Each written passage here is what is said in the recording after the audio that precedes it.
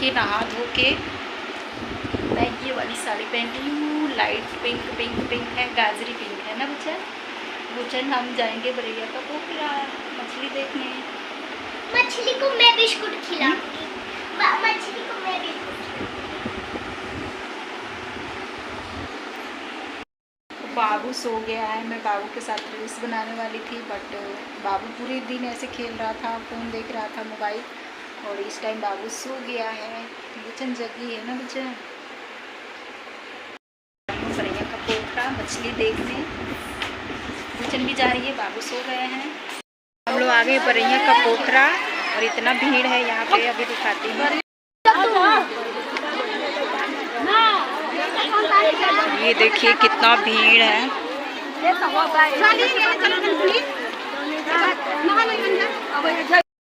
ये देखिए यहाँ पे काफ़ी भीड़ है, बहुत ज़्यादा भीड़ है, सब लोग नहा रहे हैं।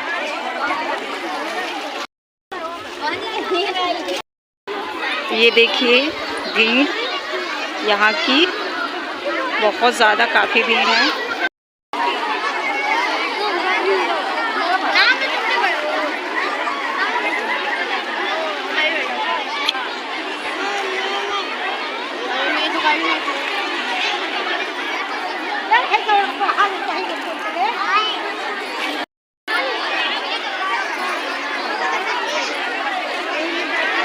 सब सब्जी लाई हूँ मैं, अभी बाजार गई थी तो इसमें सब सामान है, किचन का सामान है सब इसमें।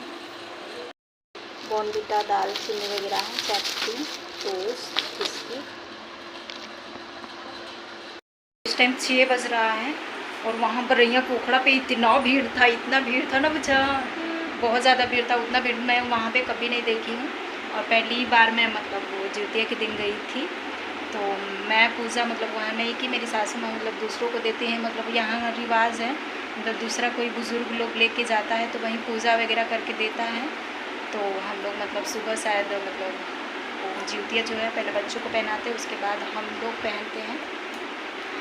मम्मी भी, मेरी सासू माँ भी नहीं जाती, तो मम्मी सासू माँ नहा वहा ली हैं, और मम्मी की तो हालत एकदम ख़राब हो गई है, उनका मतलब पेट डिस्टर्ब है और उसमें वो पेशेंट हैं खुद, तो मम्मी की हालत एकदम बिगड़ गई है।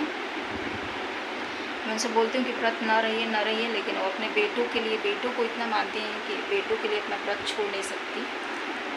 तो क्या ही कहा जाए। तो मैं अभी बनाऊँगी बच्चों के लिए और पापा के लिए खिचड़ी बैठाऊँगी, मैं खिचड़ी बनाऊँगी क्योंकि और खाना तो हमसे रोटी वगैरह बन नहीं पाएगा। तो मैं जा रही हूँ खिचड़ी बैठाने, दूध गर्म करने के लिए। मम्मी, मैं चली गई थी तो बैठा दी, तो मम्मी के पैर में अभी अलता वगैरह लगाई हूँ मैं, और बाकी जो सब्ज़ी वगैरह सब किचन का थोड़ा बहुत सामान लेना था तो वो मैं गई थी तो लाई। तो ये है अरियार बरियार, इसी का हम लोग मतलब दातुन किए थे। एक बार तो मैं सुबह के टाइम आम का दातुन की थी, फिर मम्मी दी थी शाम के टाइम, तो ये मैं करी थी इसका दातुन। तो इसकी पूजा होती है, मेन यही होता है अरियार बरियार। तो ये तुलसी जी के पौधे के पास रख के भी इसकी पूजा होती है। तो हमारे यहाँ तो बुजुर्ग लोग पूजा करते हैं, वो भी पोखरे में। बस हम लोग जितिया पहन लेते हैं। हे अरियार, हे बरियार, जाके राजा रामचंद्र जी से कह दीजिएगा कि आर्यांश की मम्मी खर जितिया व्रत है, हार के मत आइएगा, जीत के आइएगा। जय श्री राम। जा रही हूँ मम्मी के फ़ोन से कथा सुनने जितिया माता का। जो पास में रहते हैं, जो नहीं भी रहते हैं, पुत्र की माँ सब सुनते हैं। बीच वाला टीवी हो।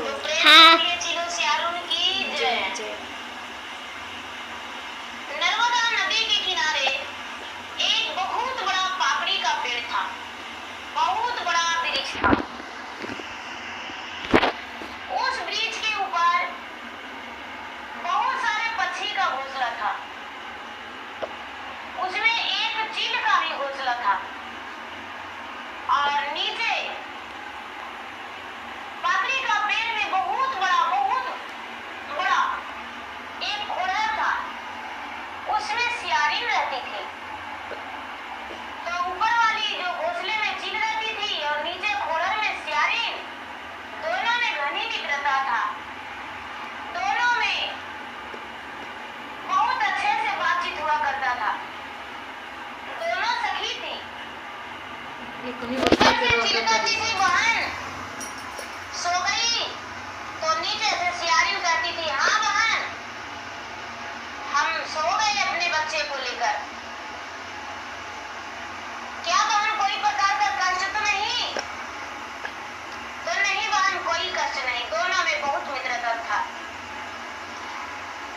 एक दिन का बात है कि आश्विन मास शुक्ल पक्ष कृष्ण पक्ष सप्तमी का दिन था और सुबह सुबह बहुत आने लगती है, उस प्रकार से कट कट कट कट करके आवाज आ रही थी।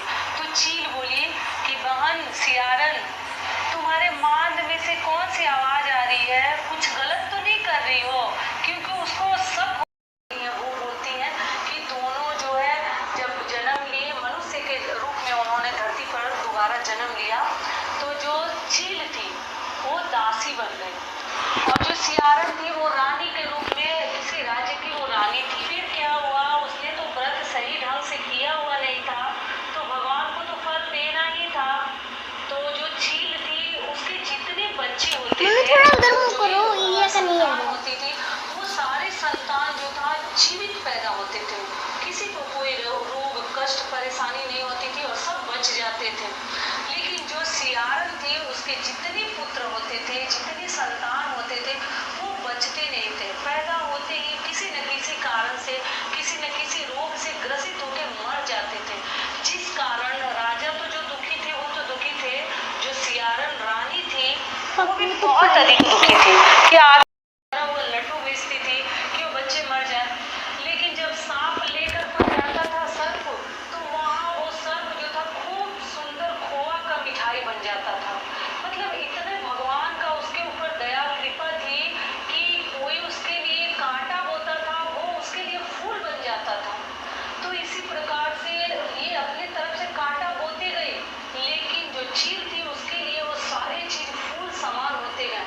उसको उससे कोई दिक्कत नहीं हुआ, कोई परेशानी नहीं हुई और उसने पिछले जन्म में जो अच्छे कर्म किए थे, बहुत अच्छे पवित्र मन से अपने व्रत को निभाया था, इस कारण से उसके बच्चे बच भी जाते थे और कोई उनको क्षति पहुंचाने की कोशिश भी करता था तो उसमें वो नाकाम हो जाता था। तो इसलिए एक दिन वो बहुत परेशान हुई और अपनी दासी से बोली कि हे दासी, तुम कौन से पुण्य करती हो, तुम्हारे सारे बच्चे जीवित रह। तो कथा जितिया कथा सुनने में काफ़ी टाइम लग गया था। हम लोग 35 मिनट तक फ़ोन में कथा सुने थे। जितने गाँव मुखी हैं, हार यही है, महाराज नहीं है, वैन जीत के घर चली। तो इसी प्रकार से ये पांचवी, इसको भी हम कथा के रूप में कहते हैं। और जैसे जैसे अभी कथा जब समाप्त होती है तो फूल अक्षत को चढ़ाते जाइए और दूसरी कथा शुरू होने से पहले जीत के आई है, हार के तो नहीं। यही हमारी पांचवी कथा थी। पुत्र का नाम रख कर ये दोहा जो है चौपाई है, इसको कह जाइएगा। तो यही हमारे कुल 5 कथा थे, मैंने आपके साथ शेयर कर दिया। आशा करती हूँ, उम्मीद करती हूँ।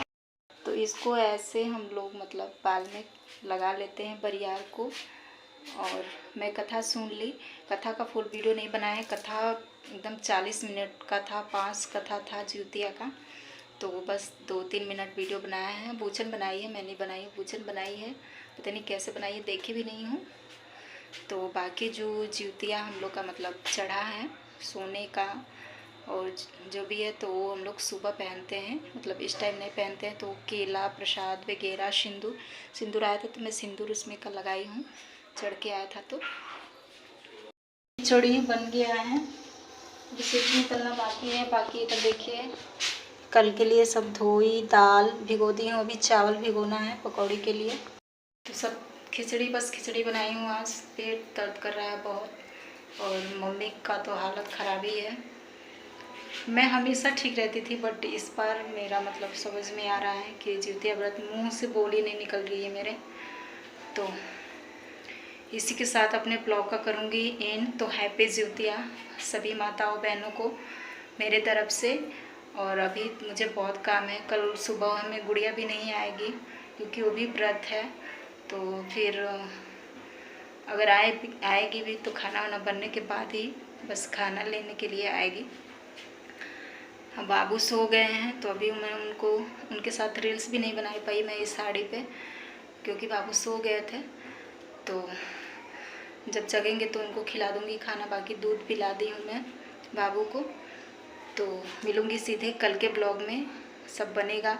तो बनाते टाइम तो ब्लॉग नहीं बनाऊँगी क्योंकि मतलब बहुत बड़ा ब्लॉग हो जाएगा मेरा और उतना टाइम नहीं होता है, अकेले हर चीज़ करना होता है। तो वैसे मम्मी मेरी करती है, लेकिन मम्मी फेस्टिवल पे करती है, बट मम्मी की तबीयत ख़राब है तो मम्मी को तो मैं करने नहीं दूँगी।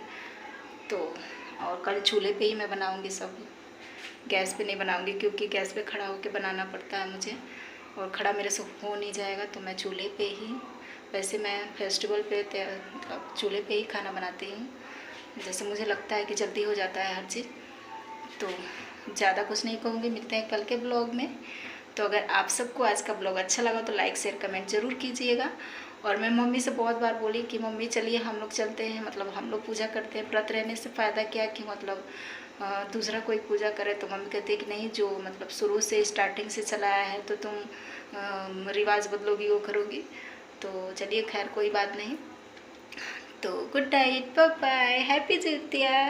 एक चीज़ कहना भूल गई मैं, जो लोग भी जितिया व्रत होंगे तो कमेंट बॉक्स में ज़रूर बताइएगा कि मतलब उन लोगों का जितिया व्रत कैसा गया, प्यास लगी या मतलब कैसी उनकी पोजीशन थी, हालत मतलब अच्छे से सब जितिया व्रत मतलब मैनेज हो गया कि नहीं, प्यास लग गई, भूख लग गई, जो भी होगा मुझे कमेंट बॉक्स में ज़रूर रिप्लाई कीजिएगा। और आज जितिया माता की कृपा से हम लोग का लाइट भी बन गया, तो I am so happy. Jitiya माता का सच में मतलब, बट वो जो पहले वाला लाइट था उनका ट्रांसफार्मर वो नहीं हुआ, दूसरे जगह से मतलब जोड़ा गया है, नया वायर ला के केबल का 2000 का खर्च पड़ा, तब जाके लाइट बना है।